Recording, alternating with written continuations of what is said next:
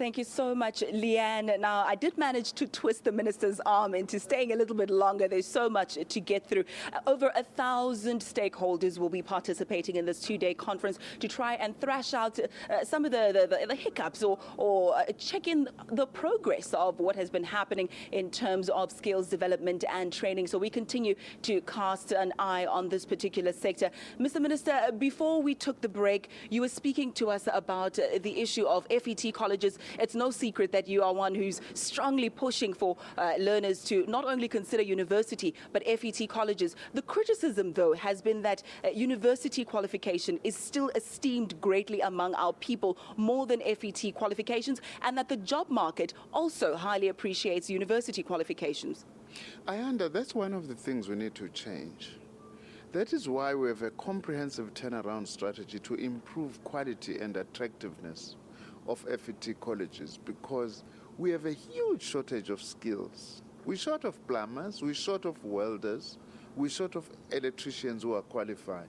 You can't get those at university. You can get them only at college. Some people do not believe that here in Johannesburg, many plumbers earn more than medical doctors. That's a fact, because of the shortage and the skill that they actually offer. Part also of doing that attraction is to make sure that if you go to an FET college, at least you will get 12 months experience. Also, it's not true that employers need more university graduates. In fact, the biggest need in the country today are your mid-level skills. Across the board, even in the health sector, we are short of doctors.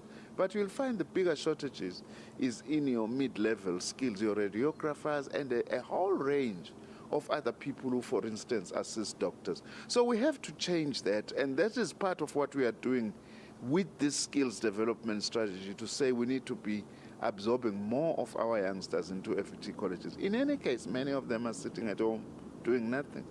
You're right, many of them are sitting at home doing nothing, but the number one key reason for that often is because of a lack of funds. When you take a look at the fact that there are loans, student loans that have been given, you did touch briefly on that a little bit earlier, but now you have a situation where someone is just entering the job market with a world of debt already because they have had to pay for their education. Is there any possibility of free higher education in South Africa? We're proud of what we've done, in terms of supporting poor students. In fact, many people who admit that there is a bigger black middle class today forget that one of the major contributors to that is our loan and bursary schemes. Many of those students would not have been to university or college and being professionals today if government had actually not assisted them greatly. We are on course towards actually introducing free higher education for the poor. For instance, we started in 2010 already. If you are doing a final year degree, you actually get a loan that is equivalent to paying everything that you need. And if you pass, you don't have to actually pay it back. So we are on course in terms of achieving that. We are not yet there because the demand is very big, but government is very committed.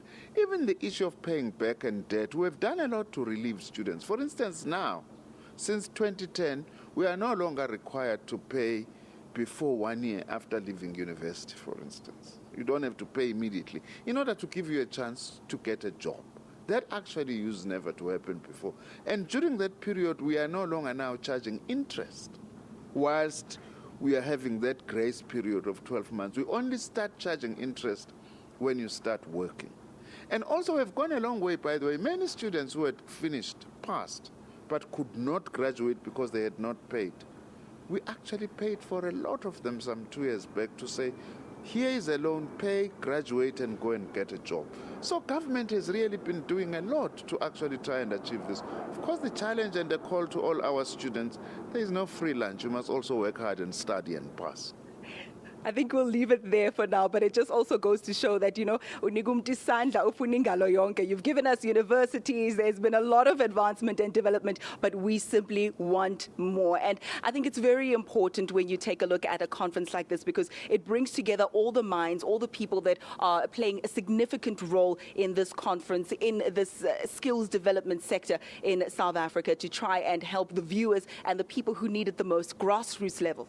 And we are also building new universities, by the way, in Mpumalanga and the Northern Cape. and a third health sciences university in the former Medunsa, as part of our commitment to say to our young people, we are increasing opportunities for acquiring a skill, a profession, and to actually improve your education so that you can be a better citizen and contribute better to make South Africa an even better place for its citizens. We'll leave it there. Thank you so much, Minister, and thank you for agreeing to stay with us a little bit longer. We will continue casting an eye on this particular sector. The conference is a 2-day conference. Throughout the day, we'll be speaking to various stakeholders. Do make sure you stay with Morning Live. Right now, it's back to studio, and Valen is standing by with the sport.